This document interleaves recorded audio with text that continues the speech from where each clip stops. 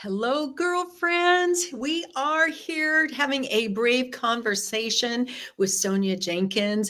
Sometimes we share our stories, and sometimes we share our stories and talk about a brave topic. And today's topic is actually, Sonia, I have to tell you, first of all, I'm so thrilled that you are here, but also this topic really hit my heart, and it's on being part of the sandwich generation and giving all that we have and not getting anything back.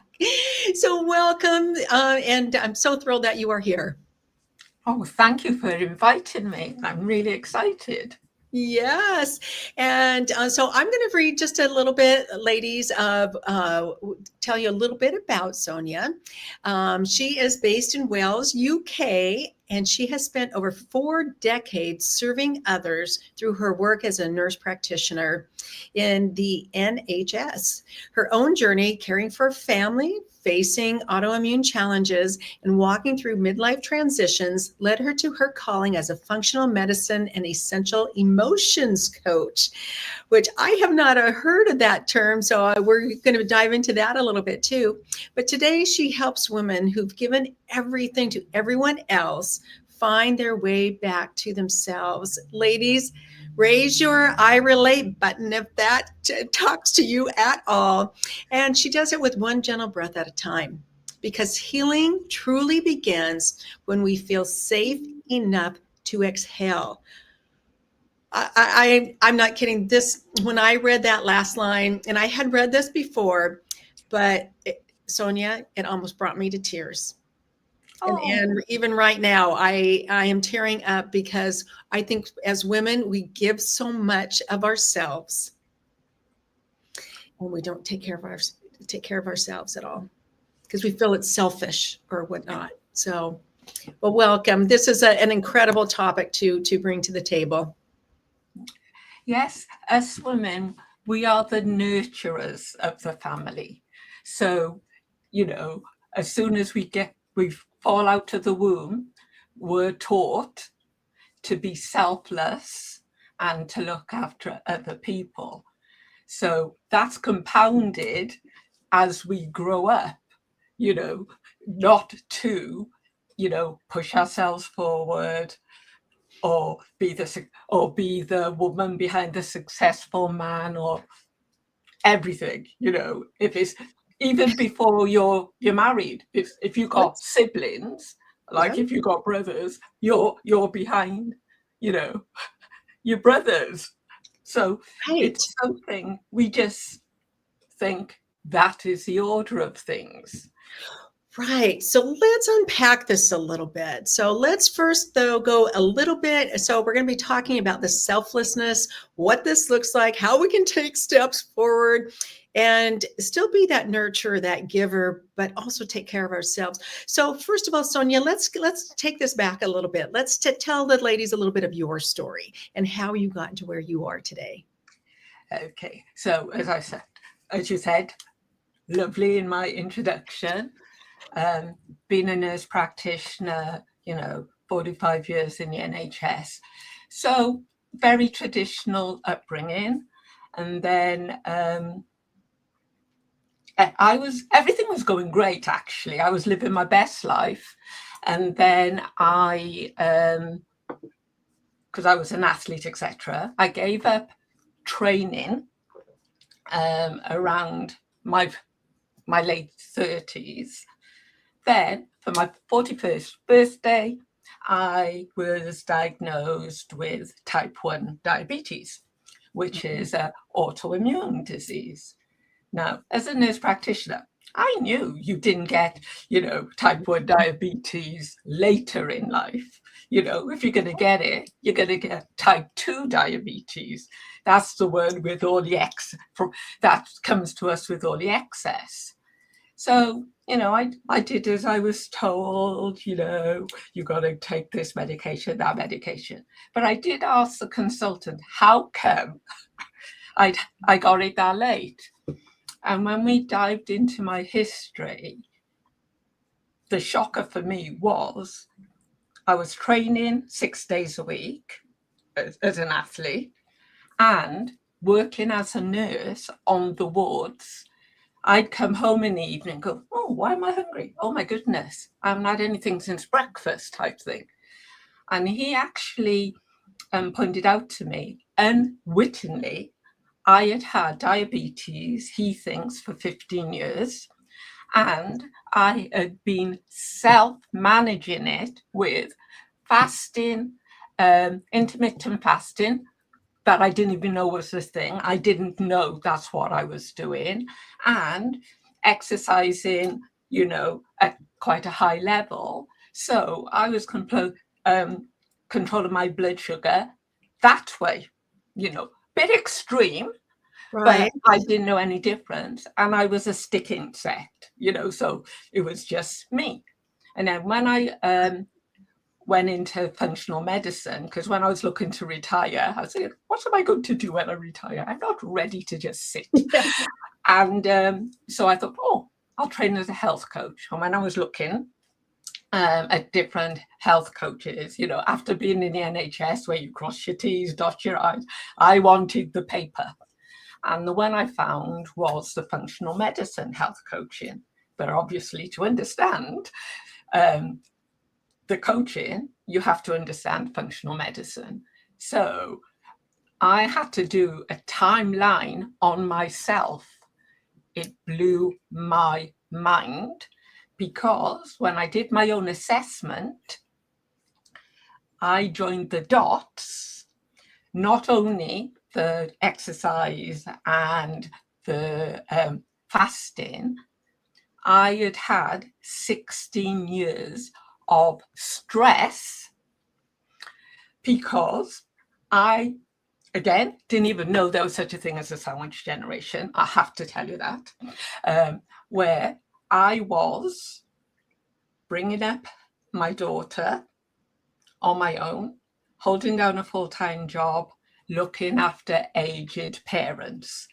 And because I'm the nurse of the family, and you only got one child, so it's easy for you. You know what?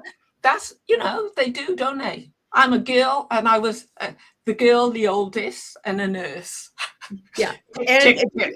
Yeah. And so anyone else who is listening, have you ever had the thought or someone say to you, oh, you can do it all? Because I think that is very prevalent in today's society. It's like, you can be the athlete, you can be fasting, you can be, the model, you can be the mom, you can be the business owner or the career woman, all these things together. And oh my gosh, even just saying all that takes my breath away. And the thing is, because we take it in our stride, because again, I did not feel stressed. That's the thing, Oh, my phrase has always been, that's what I do. yes. That's what I do. And Yeah. I almost, hand on heart, I didn't feel stressed. I didn't feel tired. It was just what I did. And it wasn't until I stopped doing what I did, Yeah. which was my parents passed, my daughter grew up, and Yeah. the breath, like you say, and I stopped, took a breath, and it's like being overdrawn at the bank.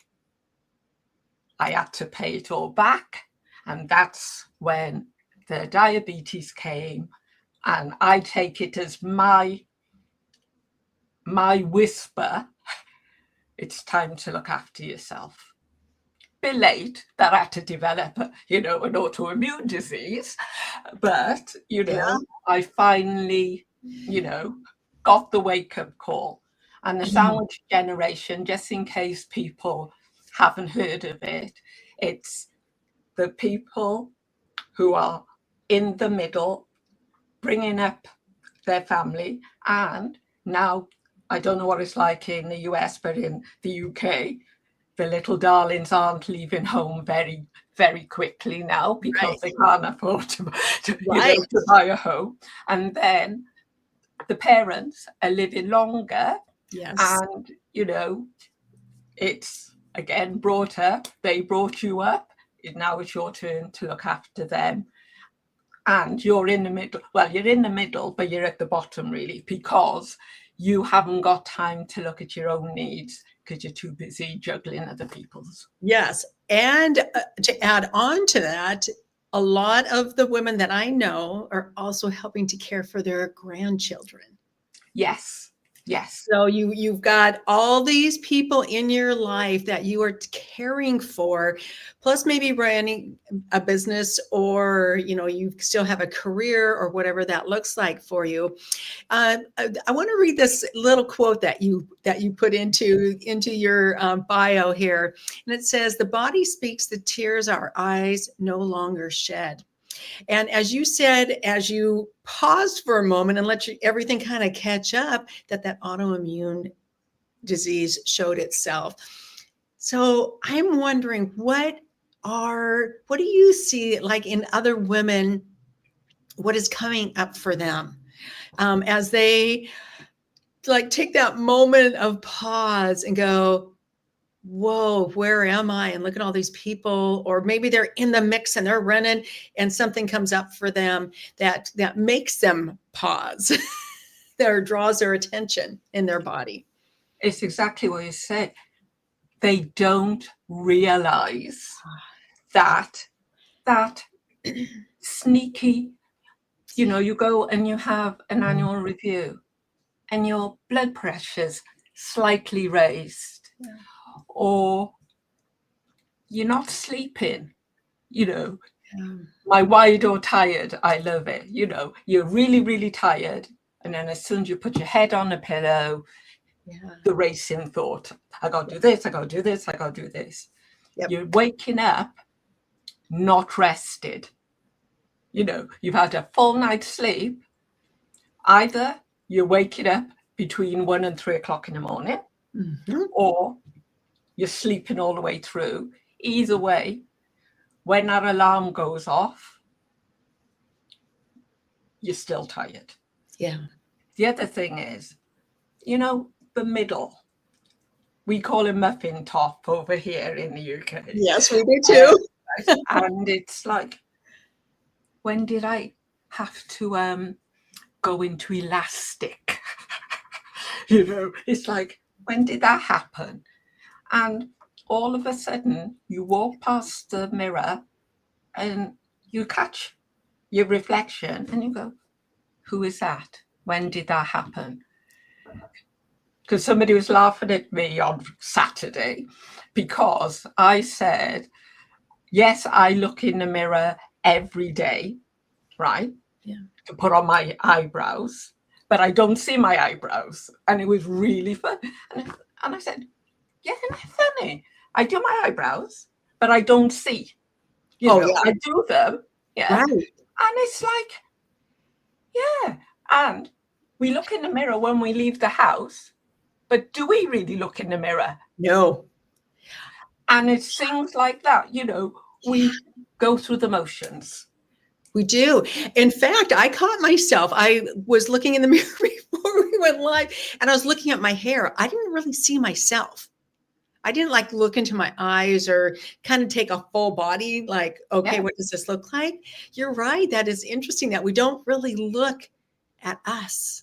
Yeah. And that's why we don't also see the weight creeping on, because one of my big things as well is, because we don't realize we're stressed, we don't realize that we have a cortisol level that is bubbling right near the top, and it only takes one thing to push us over our high stress level. So if ladies remember back in school where we were learned about the fight or flight. Yes. We're only supposed to dip into it, put out the fire and come back. Yeah. The problem is our bodies do not know the difference between a physical threat and an emotional or psychological threat. It reacts the same way. That's why we're all running on, this high cortisol, high stress levels, which also go hand in hand with high sugar level. And because we don't, because we don't reset, that high sugar is what goes around our tummy and on our hips because we don't use it. It's like having that big meal, Thanksgiving or a nice Sunday dinner, and in the afternoon you're nice and comfortable and you have a little nap. That is what's happening to us. We're flooded with all our sugar, with our stress, but we don't have time to reset before the next one.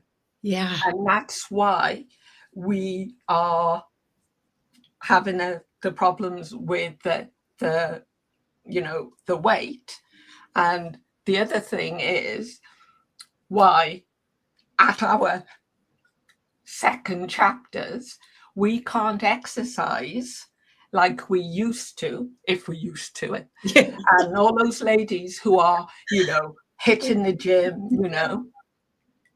they're actually overstressing their bodies. So it's like everything. Exercise is good for you in moderation, but moderation is different for different people. And if you train too hard for what's good for you, you're stressing your body. So it's like everything. Just because it's good for you, if you do it 2 or 3 times more than you're supposed to, that's overdosing. So that's your self-medication. You're self-medicating. Yeah. Yeah. So let's just unpack this a little bit, because I also want to talk a little bit, make sure we have time to talk about the selflessness too.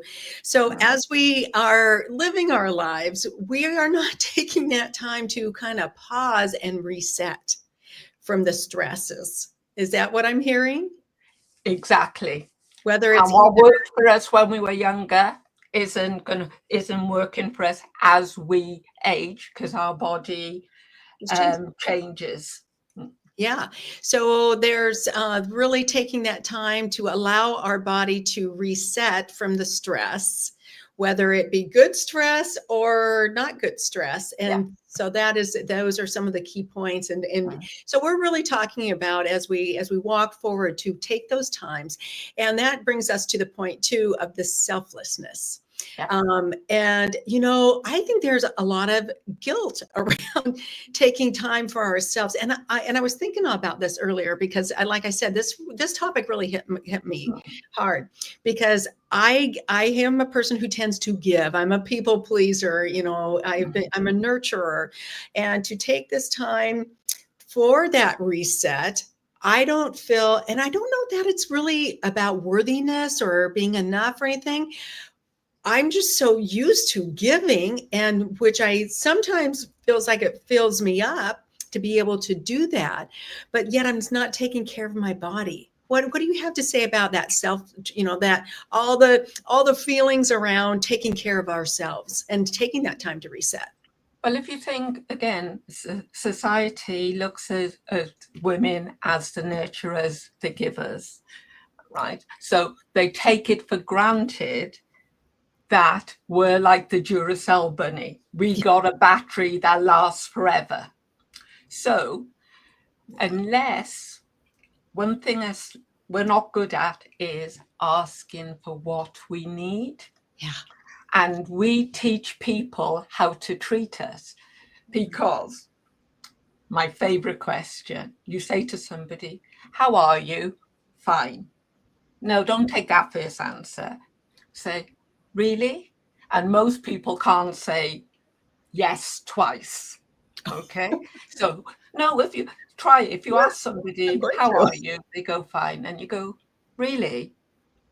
And then they feel seen, because it's polite, isn't it, to ask people, oh, how are you? But how many times do we actually listen? And it's amazing how many people are used to people not really being interested in the answer. So they just say fine. Yeah. And they don't feel seen. So we also have to, put our hand up and say, excuse me,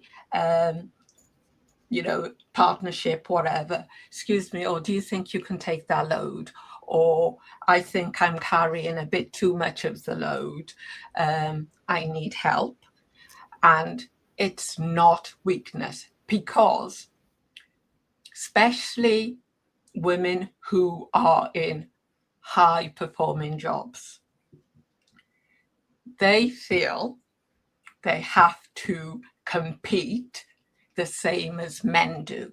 Mm-hmm. However, I'm not saying there's no men who are bringing up children single-handed, etc., but the statistics is there are more women. And because women's jobs are seen as not as important, if we don't work at the same level as men, I think we forget that we're not men. We're not as strong as them, as much as we want to be equal. However, we don't need to take on their male traits as well, because they can be totally selfish, because there is somebody usually behind them picking up the slack at home, as well as trying to keep down their job. Yeah. So I think we have to remember what makes us different, because if you look at workplaces, if it's a female in charge who is, and I'll try not to be rude here, who is happy in her feminine side and not, working with the male traits, those companies, they have a more harmonious working place, and people are more considerate of each other. Whereas in the male-dominated places, then women aren't treated as equally, is what I find and what I've heard. I don't mind if you want to tell me otherwise. Yeah.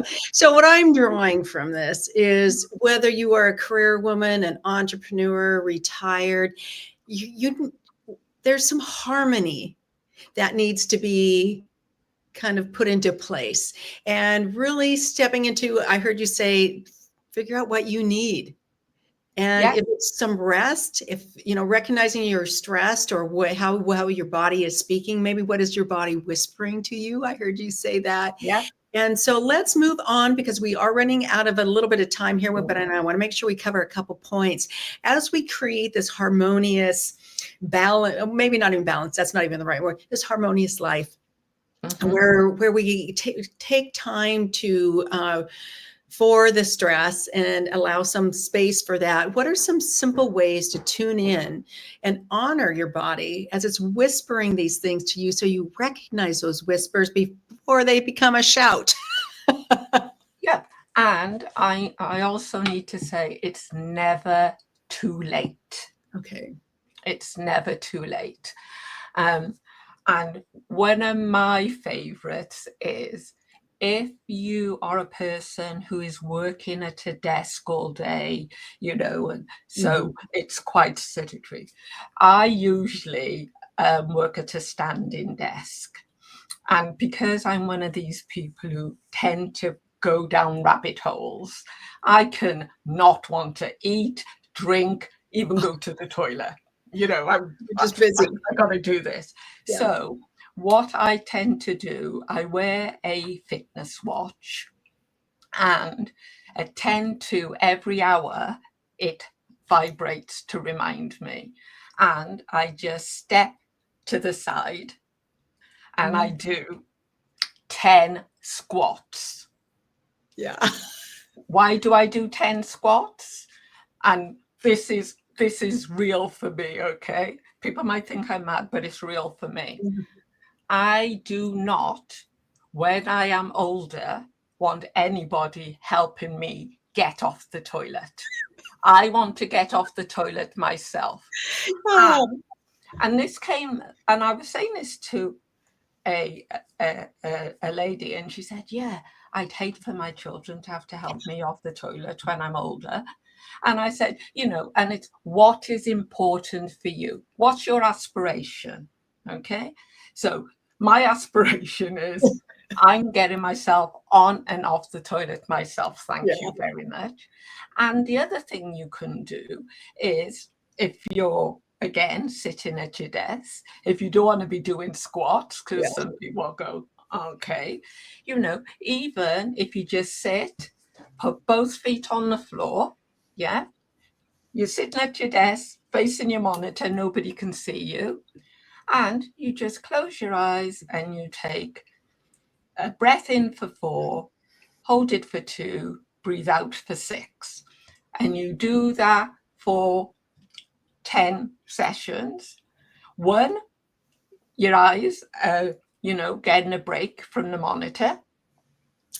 And 2, you're resetting. Because when your out breath is longer than your in breath, you move from fight or flight, the sympathetic, into the parasympathetic, which is your rest, digest, recuperate. You know, so you don't even need equipment. Yeah. And we don't breathe deep enough. We tend to, you know, only go. Whereas if you do the,